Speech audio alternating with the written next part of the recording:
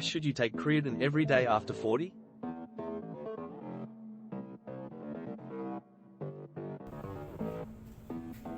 Hello, welcome to my channel.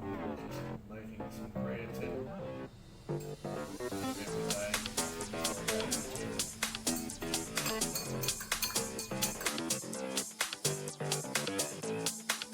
If you're over 40 and you've ever wondered whether you should actually be taking creatine every day, you're certainly not alone.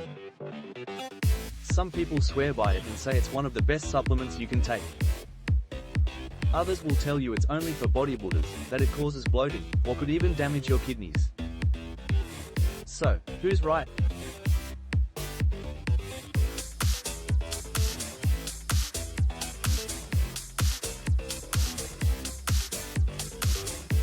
By the end of this video, you'll know whether the current research suggests creatine is something you should seriously consider, or whether it's being oversold. We'll look at where many of the biggest myths came from, why they've lasted for so long, and what the evidence is actually telling us today.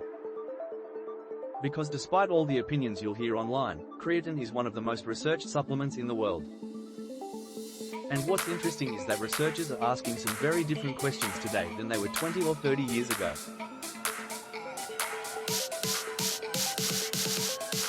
That shift has changed the conversation. So before you decide whether creatine deserves a place in your daily routine, let's separate the myths from the facts and see what the evidence really says. So where did all these myths actually come from? To answer that, we need to go back to when creatine first became popular. For years, creatine was closely linked with bodybuilding and elite sports. Athletes used it to improve their training and performance, and many followed what was known as a loading phase, taking larger amounts for a short period before reducing to a daily maintenance amount. For some people, that approach led to temporary water retention. Before long, the story became, creatine makes you bloated. That idea spread quickly and, despite years of research, it never really disappeared. The problem is that the story became much bigger than the science.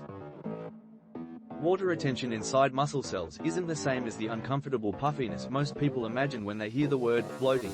Somewhere along the way those two ideas became confused, and the myth stuck. Then there's the question that worries many people over 40, kidney health. Part of the confusion comes from a substance called creatinine. As your body uses creatine, some of it naturally breaks down into creatinine.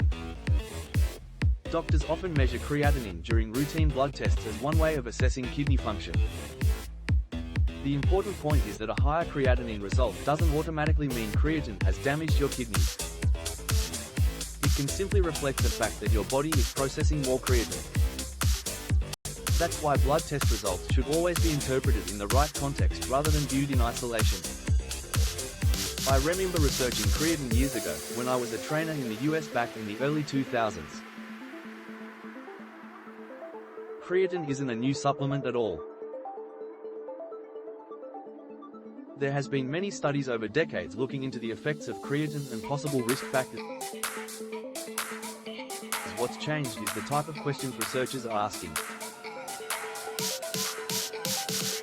Instead of focusing only on bigger muscles or athletic performance, researchers are now exploring whether creatine may also play a role in healthy aging, muscle function, recovery and maintaining physical performance as we get older. The results are very promising, especially with brain function. That's a very different conversation from the one many of us first heard years ago. It doesn't mean every new study proves another benefit. Research is always evolving.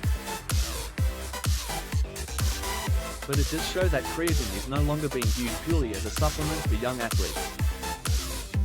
Another question that comes up all the time is quality.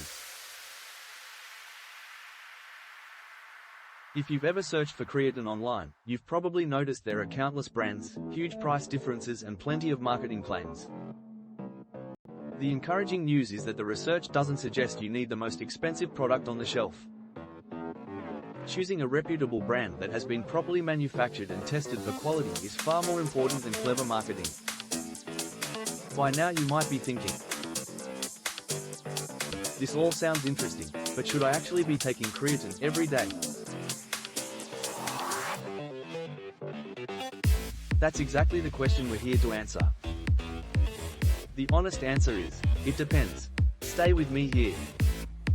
It depends on your goals.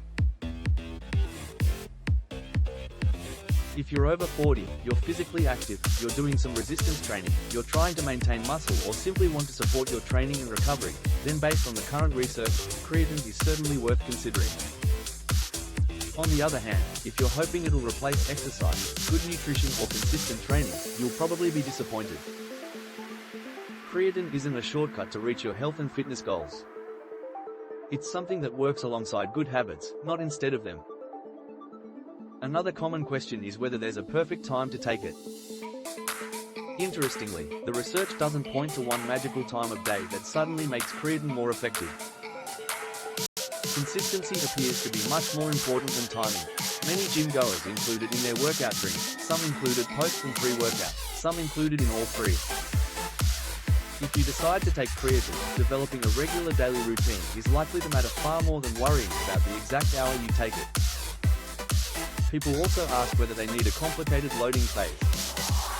Years ago this was commonly recommended, and it's one reason some of the myths surrounding creatine became so widespread. Today, many people simply take a consistent daily amount without overcomplicating the process.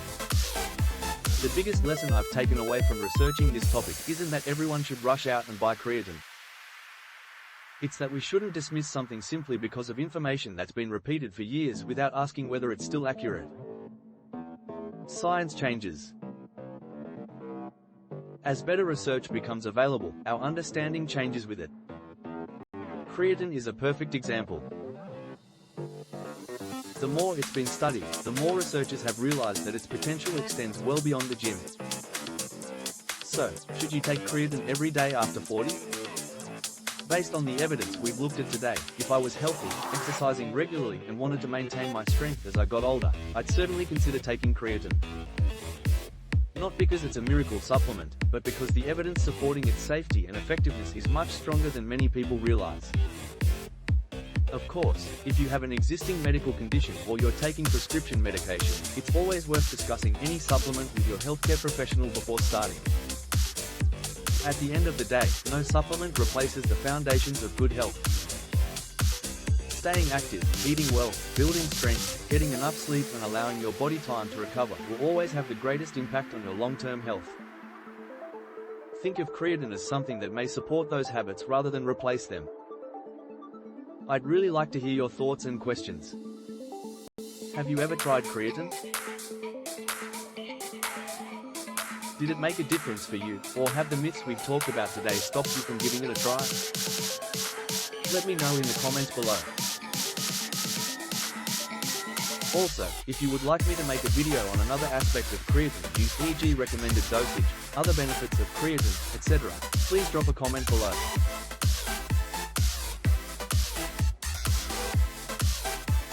Thanks so much for watching. Please like and subscribe and I'll see you in the next video.